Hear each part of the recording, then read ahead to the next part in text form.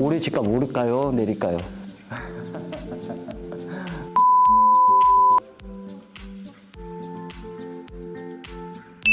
요즘 엄청 바쁘신데 어려운 발걸음 해주셨습니다. 빠숑 김학렬 스마트튜브 부동산 조사 연구 소장님 모셨습니다. 예, 안녕하세요, 소장님. 네, 안녕하세요.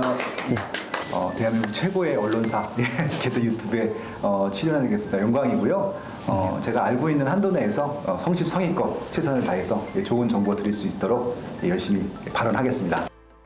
2022 부동산 시장 전망에 대해서 이야기를 나눠보겠습니다. 네. 소장님, 저 원초적인 질문 한번 드릴게요. 네. 올해 집값 오를까요? 내릴까요?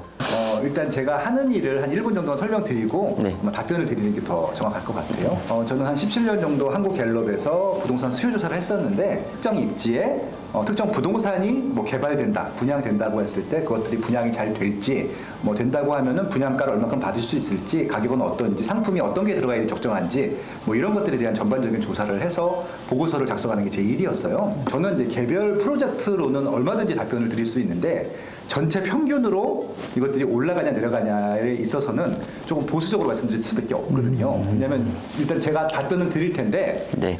정확한 수치로는 틀릴 거예요. 근데 이제 이런 것들을 말씀드릴 수 있죠. 올라가냐 내려가냐가 아니라 올라가는 것들이 많다. 뭐 혹은 특정 입지에 어떤 것들은 올라갈 것 같다, 내려갈 것 같다. 이런 것들은 맞출 수 있을 것 같은데 전반적으로 뭐 3%가 올라갑니다, 5%가 올라갑니다, 9%가 올라갑니다. 대부분 전문가분들이 퍼센테이지로 말씀하시거든요. 그건 제가 맞출 능력은 없어요. 그래서 이제 그건 감안하고 들어주시면 좋을 것 같고요. 아마 제일 관심이 있는 지역이 서울이실 거예요. 서울은 아마 이제 지금 살짝 보합이고 심지어는 조정되는 지역들이 나오고 있다라고 한국부동산원 주간 자료에 계속 나오고 있거든요. 3주 전에는 은평구가 나왔고 지난주에는 뭐 도봉구, 강북구 뭐 이런 지역들이 마이너스가 떴다라고 결과가 나오긴 했는데 아마 마이너스로 계속 진행되기는 어려울 것 같아요. 지금은 말 그대로 거래가 보합인 상태고 거래량이 있지 않은 상태에서 급하게 팔아야 되는 매물들만 거래가 되고 있는 거라서 정상적인 시장이라고 볼 수 없어요. 이것들을 이제 통계적으로 유의미하지 않다라고 하는데 유의미한 통계로는 이건 마이너스가 아니라 그냥 거래량이 없고 보합이다라고 보시는 게 맞을 것 같고요. 아마 조금 거래가 되기 시작하게 되면은 아마 가격이 조금 올라갈 가능성이 높아요. 그러니까 일단 마이너스가 뜬 이유들을 보셔야 되는데 이거는 여러 가지 이유가 있겠지만 대출 중단이 제일 컸고요. 특히 대출을 받아야 집을 살 수 있는 지역들이 있거든요. 9억 원 이하 지역들, 그다음에 6억 원 이하 지역들 같은 경우는 보통 대출을 많이 받아서 집들을 거래하게 했는데 하반기 때 특히 4, 4분기 들어서는 거래가 거의 없었던 이유 중에 하나가 그냥 대출이 중단돼 버렸어요. 정부는 아니라고 하는데 중단된 게 맞고요. 그렇기 때문에 지금 대출 문제만 좀 해결이 되게 되면은 거래가 활성화될 것이고 아마 1, 4분기 때부터는 다시 상승으로 터닝이 될 거예요. 대출이 나오기 때문에. 대출이 디폴트가 되거든요. 예, 그래서 아마 서울 같은 경우는 지금 마이너스가 떴던 지역들이 플러스가 되는 것들 말씀드렸잖아요. 나머지 일단 마이너스가 뜨지 않은 지역들은 말씀드릴 필요도 없잖아요.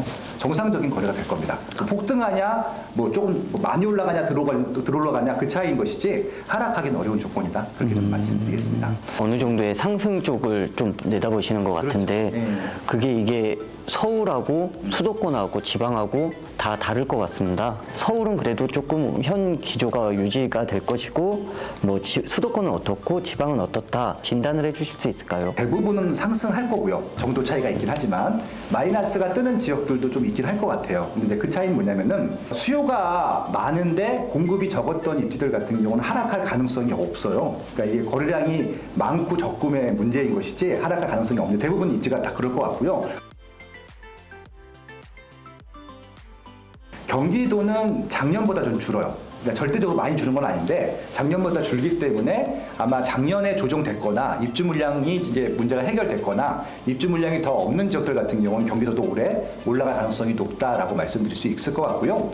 다만 작년에 여러 가지 규제 때문에 풍선 효과 때문에 단기간 수요가 몰렸던 지역들이 있어요. 심지어는 비규제 지역이었다가 몰렸던 지역들이 있는데 그 비규제 지역들의 문제점은 뭐냐면요. 수요가 많지는 않아요. 근데 이제 수요가 많지 않았는데 규제 지역들을 규제하다 보니까 투자 수요랑 실수요랑 이렇게 합쳐져 갖고 갑자기 급등했던 지역들이 몇 개 있거든요. 그런 지역들은 조정이 될 수도 있겠죠. 좀 입지가 나쁘거나 구축 아파트 위주로. 그래서 경기도에서는 올라가는 지역이 대다수일 텐데 마이너스가 되는 지역들도 발생할 것 같고요. 2022년도에 관심사는 뭐냐면은 인천이에요. 인천이 2021년도에 압도적인 1등이었었거든요. 네. 근데 이게 왜 관심사가 되냐면은 2020년도, 그러니까 2년 전에 세종시가 압도적으로 1등했다가 작년에 하락으로 터지게 되면서 마무리가 됐거든요. 그러니까 많이 올라갔던 지역들은 많이 빠진다라는 이제 기존 관점들이 생기신 바람에 아마 인천도 작년에 많이 올라서 올해 많이 빠질 것이다라고 예상하시는 분들이 있으세요. 거기다가 입주 물량이 역대급으로 많거든요. 그럼 분명히 조금만 보게 되면 빠질 분위기일 텐데 인천이라는 지역의 특성을 모르셔서 하시는 말씀이에요. 인천이라는 지역의 특성이 이제 어떤 의미가 있냐면은 자체 수요가 있고 서울의 배후 수요지로서 역할을 하는 역할들이 있거든요. 그럼 행정구역은 인천이지만 광역 서울의 하나의 구역으로 보게 되면요. 서울의 입주 물량이 역대급으로 적다고 말씀드렸잖아요. 인천 입지의 공급 물량이 역대급으로 많다 하더라도 합치게 되면은 상세하고 조금 부족할 것 같다는 생각이 들기도 해요. 아마 인천에서 새 아파트 중에서 서울의 수요를 받을 수 있는, 그러니까 인천에 살면서 서울 출퇴근할 수 있거나 뭐 이런 물량들이 있는 지역들 같은 경우는 오를 거예요. 왜냐하면 서울보다 싸거든요. 인천의 새 아파트가. 그럼 당연히 서울 전세 월세 하시던 분들도 부담 없이 인천은 들어갈 수 있고 대출도 부담이 없어요. 인천은 가격이 많이 올랐는데도 대출이 나오는 금액대거든요. 그렇기 때문에 아마 인천은 거래가 많을 것 같아요. 다만 서울보다 입지가 떨어지는 건 사실이기 때문에 보통 낮은 입지로 갈 때는 상급 상품으로 가거든요. 그래서 새 아파트 위주로 하게 되면 아마 인천도 올라갈 가능성이 높은 입지가 많을 것이고 반대로 인천의 입주 물량 때문에 분명히 불이익을 받는 데가 생깁니다.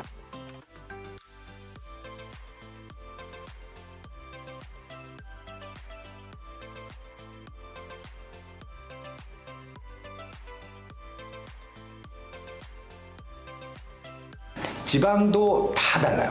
광역시들도 다 다르고, 그러니까 부산 다르고, 대구 다르고, 광주, 대전 다 다를 텐데, 뭐 간단하게 한 줄씩만 말씀을 드리면 궁금하실 테니까.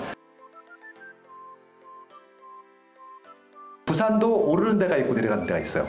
근데 아마 부산 같은 경우도 지금 새 아파트들은 크게 문제가 안 생길 것 같고, 구축들만 좀 문제가 생길 수 있을 것 같아요. 특별한 뭐 재건축 호재가 없는 이상.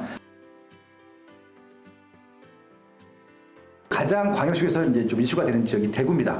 대구는 분양을 많이 했고 아직도 분양할 게 많이 남았습니다. 그래서 아마 굉장히 혼란의 시기가 될 텐데 대구는 가격이 올라가기 힘들어요. 근데 빠지기도 저는 힘들다고 봐요.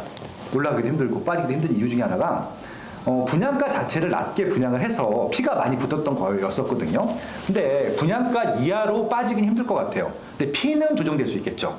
그럼 아마 호가 대비 조정됐다는 뉴스는 많이 나올 거예요. 분양한 가격 대비 마이너스는 아닐 거라서 그것들은 좀 갈라내가지고 어느 정도 빠질 것인가 조정되는지를 좀 디테일하게 보실 필요가 있는 시장이 대구고요. 오히려 대구 같은 경우가 실수요자 입장에서 보면은 투자자들한테 재미가 없는 시장이거든요. 가격 등락폭이 없을 것이기 때문에. 하지만 실수요자 입장에서 보게 되면은 사고 싶은 물건들을 골라 살 수 있는 시장이 될 수 있기 때문에 굉장히 좋은 시장으로 볼 수 있을 것 같고요.